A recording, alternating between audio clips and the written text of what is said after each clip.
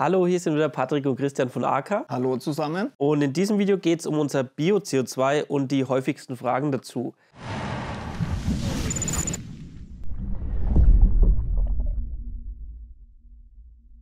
Vielleicht mal als erstes, was ist Bio-CO2? Bio-CO2 ist unsere flüssige Kohlenstoffquelle. Es enthält Huminsäure und lebende Bakterienkulturen für ein prächtiges Pflanzenwachstum. Häufig hört man ja, es gibt überhaupt kein flüssiges Bio-CO2. Warum ist es bei diesem Produkt trotzdem korrekt und richtig, es als flüssige CO2-Quelle zu nennen? Weil die enthaltenen Bakterien in diesem Produkt wandeln praktisch die Huminsäure in für Pflanzen verfügbares CO2 um. Ganz wichtig aber hierbei zu beachten ist, wenn ich jetzt zum Beispiel CO2 über eine CO2-Anlage hinzugebe und ich habe einen CO2-Dauertester innen drin, sehe ich da meinen CO2-Gehalt durch dieses Produkt nicht. Okay, das heißt, es wird sofort verbraucht. Oder es entsteht eben kein freies CO2, das ich dann im Wasser messen kann? Im Grunde ist es CO2, was für die Pflanzen sofort verfügbar ist. Man sieht es aber zum Beispiel jetzt bei Bodendecker oder bei schnell wachsenden Pflanzen. Man kennt es immer, in Anführungszeichen, diese kleinen Sauerstoffbläschen, was auf die Pflanzen drauf ist. Dieser Effekt stellt sich jetzt mit diesem Produkt auch ein. Okay. Wenn ich eine CO2-Anlage verwende, würdest du sagen, ich kann es kombinieren, es ersetzt das Ganze? Wie wende ich es zusammen an? Also man kann es kombinieren, weil dieses Produkt weitere Vorteile hat, dass sich die enthaltenen Bakterien auch an die Wurzeln ansiedeln und in die Blattnerven. Und wenn ich jetzt Dünger hinzugebe, Flüssigdünger, CO2 und so weiter, wird der Pflanze praktisch ermöglicht, dass sie diese Nährstoffe besser aufnehmen kann. Heißt, mein Dünger wird effektiver verwertet? Ja.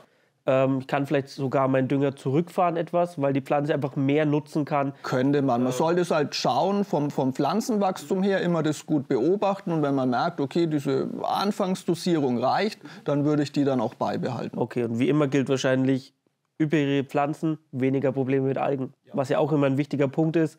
Pflanzen stehen halt auch immer in Konkurrenz, sage ich mal. Sie entziehen ja auch Nährstoffe in Form von Phosphat und Nitrat und somit stehen sie auch in Konkurrenz zu den Algen. Was uns schon einige von euch gefragt haben, auf dem Label steht immer, die Dosierung ist abhängig von der Pflanzenanzahl, Dichte, Größe und man kann es langsam erhöhen. Was würdest du sagen, wie weit erhöhe ich es, in welchen Schritten sollte ich es erhöhen? Gibt es da eine Empfehlung dazu? Also ich würde erstmal die ersten 4 Wochen so anwenden, wie es auf der Anleitung steht.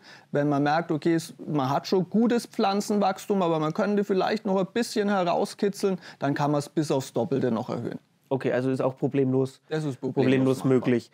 Ja, genau. Würdest du sagen, perfekt eigentlich zu unserer Düngeserie, oder? Als Kombination. Ja. Das ist eine ideale Erweiterung zu unseren bekannten Plants Green, Plants FE, NPK-Dünger, die wir haben. Könnte also problemlos dazu erweitern. Ergänzung. Ideale Ergänzung. Wichtige Frage natürlich, gibt es bei dem Produkt irgendetwas zu beachten? Da es absolut natürlich ist, gibt es bei diesem Produkt nichts zu beachten. Es ist jetzt auch kein Desinfektionsmittel oder irgendwas Chemisches, dass da irgendwas passieren kann. Absolut.